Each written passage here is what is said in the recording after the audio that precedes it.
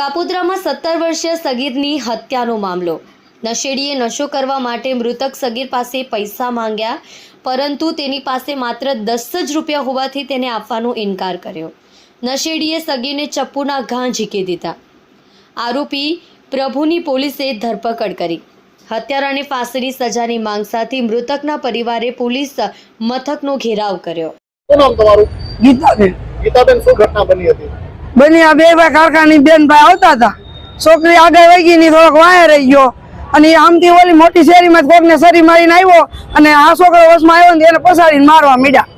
ઈ કામેથી કારખાન મારા દેરનો છોકરો છે। શું લેવા માર્યો?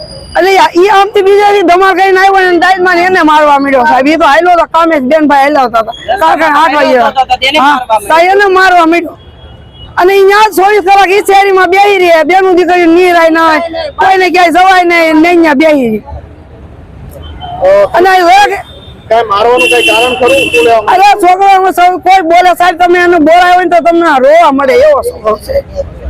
શું માંગ છે તમારી? અમારી માંગ અમારા છોકરાને સજા દીધી ને અમારા છોકરાને થયું ને એવું જ થવું જોઈએ। કેટલી ઉંમર છે? શું નામ છે? એનું નામ છે પરેશ। ઉંમર કેટલી? એની 14 વર્ષ।